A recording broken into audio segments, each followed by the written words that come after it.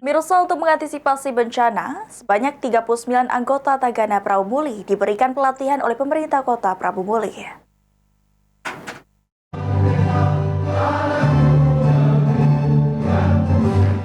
Untuk mengantisipasi bencana, sebanyak 39 anggota Tagana Prabu Muli diberikan pelatihan oleh pemerintah kota Prabu Muli. Sebanyak 39 anggota Tagana Kota Prabu Muli ini ditempatkan di 6 kecamatan yang ada di Kota Prabu Muli.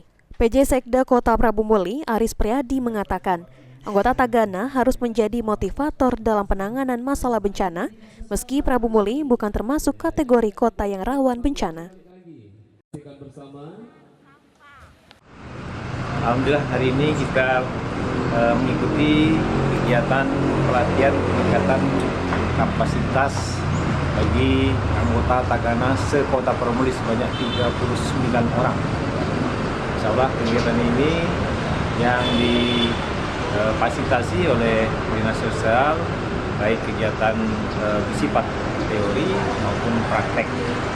Dan insya Allah ada pelatihan untuk bagaimana cara mengatasi bencana maupun juga kegiatan mendirikan tenda. Ya, insya Allah salah satunya. Mungkin harapannya Pak dengan anggota Tagana ini Pak? Harapannya dengan kegiatan pelatihan ini mereka akan mendapatkan tambahan pengetahuan, kemudian juga keterampilan, serta yang kami tekankan tadi untuk meningkatkan komitmen, kemudian juga kesadaran, kepekaan terhadap upaya-upaya antisipasi apabila ada gejala atau terjadinya bencana di Kota Prabu Muli, baik banjir maupun kebakaran, yang insya Allah juga membantu bagi masyarakat di wilayah di Kota Prabu Muli.